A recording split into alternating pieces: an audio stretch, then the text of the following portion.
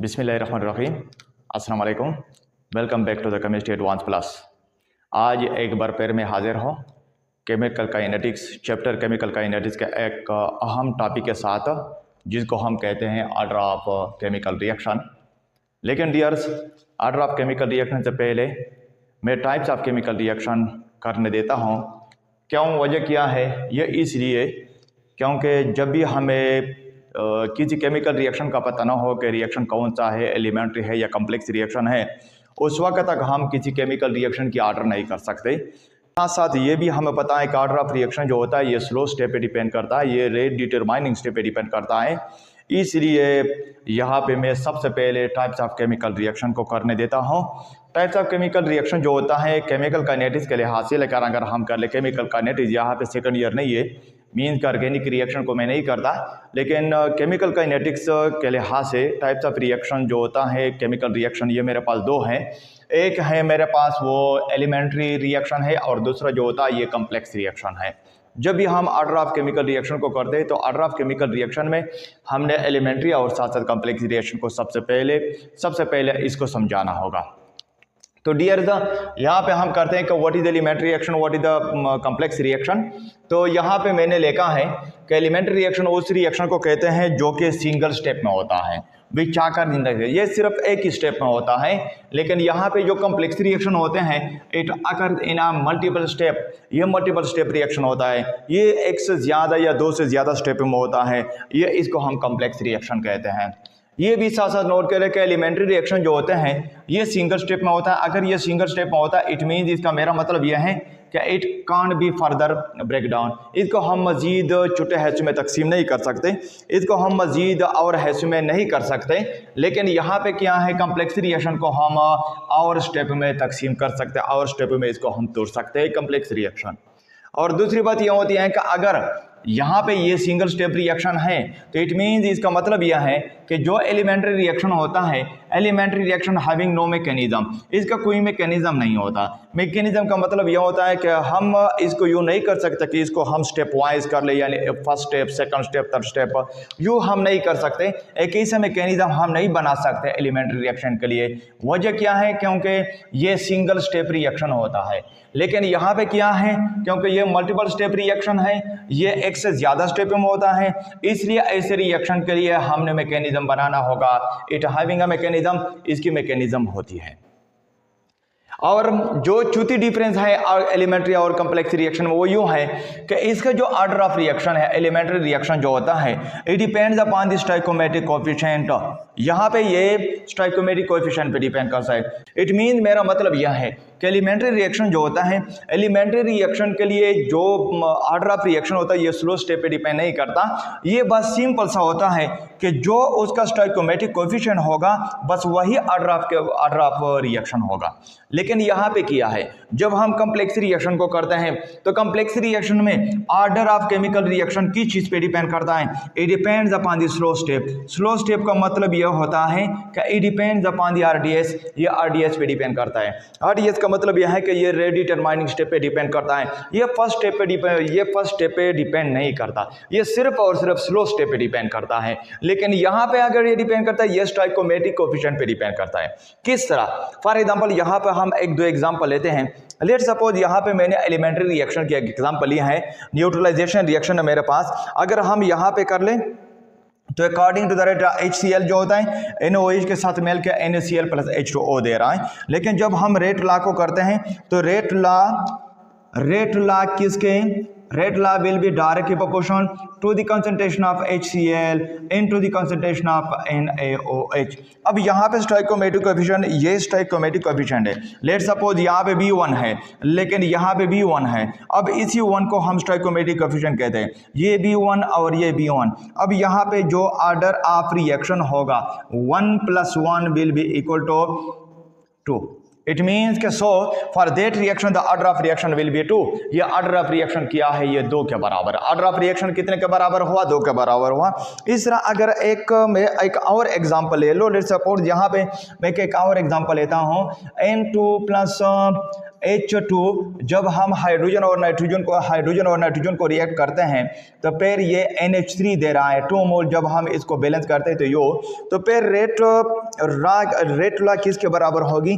तो फिर rate law बराबर होगी, rate law will be directly proportional to the concentration of nitrogen raised to its power 1 into the concentration of hydrogen raised to its power 3। अब ये simple reaction है, ये elementary reaction है। अगर एलिमेंट्री रिएक्शन है तो इट मीन कि यहाँ पे जो ऑर्डर ऑफ रिएक्शन है ये स्टोइकोमेट्रिक कोएफिशिएंट पे डिपेंड करता है। इट मीन्स कि जो ऑर्डर ऑफ रिएक्शन इसी रिएक्शन का होगा 1 + 3 will be equal to 4। It means कि ये 4 के बराबर है। So the reaction will be the 4th order reaction. ये 4th ऑर्डर रिएक्शन है, ये फर्स्ट ऑर्डर रिएक्शन भी नहीं है, सेकंड भी नहीं है, थर्ड नहीं है, but it is the 4th order reaction. क्यों? वजह क्या है? बिकॉज 1 + 3, 1 जो होता है इसका स्टोइकोमेट्रिक कोएफिशिएंट है किसका? नाइट्रोजन का, जबकि 3 जो होता है ये स्टोइकोमेट्रिक कोएफिशिएंट ऑफ हाइड्रोजन है। जब हम इसकी सम अप लेते हैं तो ये 4 के बराबर हो जाता है। सो दैट इज क्या है? ये एलिमेंट्री रिएक्शन है मेरे पास। लेकिन अगर हम यहाँ पे करते हैं एक कम्प्लेक्स रिएक्शन की एग्जाम्पल लेते हैं तो कम्प्लेक्स रिएक्शन में मैंने एक सब्स्टिट्यूशन रिएक्शन लिया हुआ है। अगर हम यहाँ पे सब्स्टिट्यूशन रिएक्शन को करते हैं, यहाँ पे इसी एग्जांपल को मैं क्लियर करना चाहूँ तो फिर रेट लॉ जो यहाँ पे होगी ये डायरेक्टली प्रोपोर्शनल होगी किसके? Into the concentration of alkyl bromide into the concentration of OH negative. अब यहाँ पे मतलब ये कि यहाँ पे भी 1, यहाँ पे भी 1 + 1 विल बी, यानी 1 + 1 will be equal to 2। It means कि the reaction will be the second order. लेकिन ऐसा नहीं है, जो हम देखते हैं, जो हमें नजर आता है कि the order of reaction of this reaction, यानी the order of reaction of this reaction will be 2, कि इस रिएक्शन का जो ऑर्डर होगा ये 2 है। लेकिन ये ऐसा नहीं है। वजह क्या होती है? Because this reaction is organic reaction, this reaction is the complex reaction. अगर ये रिएक्शन कम्प्लेक्स रिएक्शन है, ये बहुत से स्टेपों में होता है, ये कई स्टेपों में होता है, ये सिंगल स्टेप रिएक्शन नहीं है। यानी ताकि हम उसकी स्टोइकोमेट्रिक कोएफिशिएंट को सम अप ले ले तो फिर उसे 2 आए तो फिर हम कहते हैं कि ये सेकंड ऑर्डर रिएक्शन है। किस तरह? फॉर एग्जांपल लेट सपोज मैं इसी एग्जांपल को मैं थोड़ा सा क्लियर करना चाहता हूं। ये किस तरह? क्योंकि यहां पे 2 मैकेनिज्म पॉसिबल है।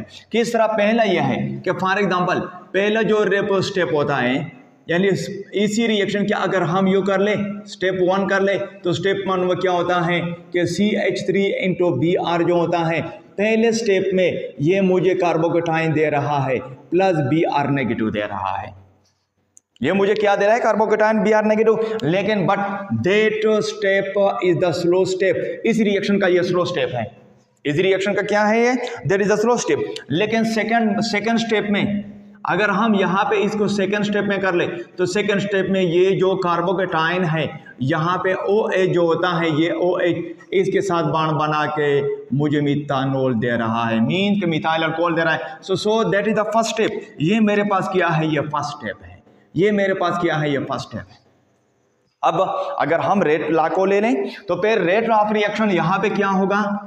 इसी रिएक्शन के इसी मैकेनिज्म पे डिपेंड करता है। किस तरह के? रेट जो होता है that only and only depends upon the slow step. यहाँ पे मैंने क्या है कि it having the mechanism and it depends upon the slow step. ये स्लो स्टेप पे डिपेंड करता है। अगर ये स्लो स्टेप पे डिपेंड करता है इट मीन्स कि it only depends upon the methyl bromide.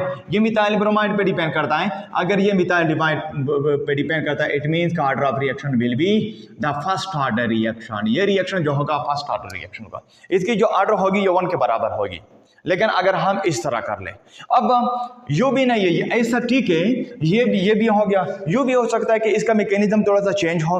वो किस तरह मैकेनिज्म चेंज हो? लेट सपोज इसी एग्जांपल को मैं तो एक और मैकेनिज्म के जरिए मैं कर ही देता हूँ। अगर मैं एक और मैकेनिज्म से कर लो, फॉर एग्जांपल यहाँ पे अगर हम कर लें CH3 × एक और तरीके से अगर हम लेट सपोज एक और तरीके से अगर हम इसको कर ले, ये मेरे पास OH नेगेटिव है, यहाँ पे CH3 × Br है।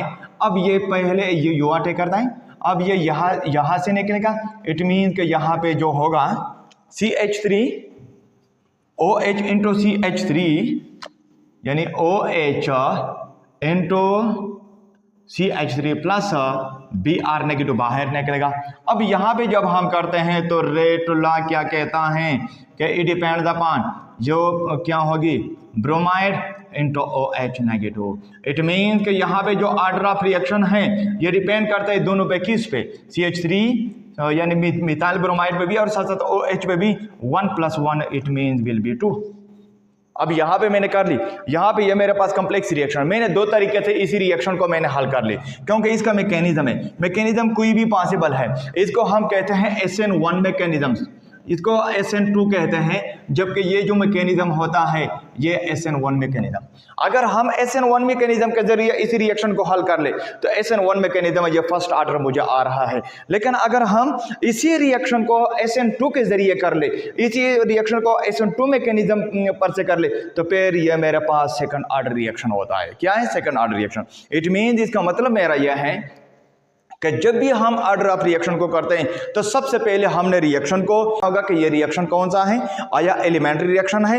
अगर एलिमेंट्री रिएक्शन है तो एलिमेंट्री रिएक्शन में जो ऑर्डर ऑफ रिएक्शन होता है ये स्टोइकोमेट्रिक कोएफिशिएंट पे डिपेंड करता है। लेकिन अगर ये कम्प्लेक्स रिएक्शन है तो डियर्स नोट कर ले कि कम्प्लेक्स रिएक्शन में जो ऑर्डर ऑफ रिएक्शन होगा it only and only depends upon the slow step. ये स्लो स्टेप पे डिपेंड करता है। आपने स्लो स्टेप को देखना है कि स्लो स्टेप में कितने मॉलिक्यूल इन्वॉल्व है, कितने मॉलिक्यूल हिस्सा ले रहे हैं, जितने मॉलिक्यूल हिस्सा लेंगे वही ऑर्डर ऑफ रिएक्शन होगा।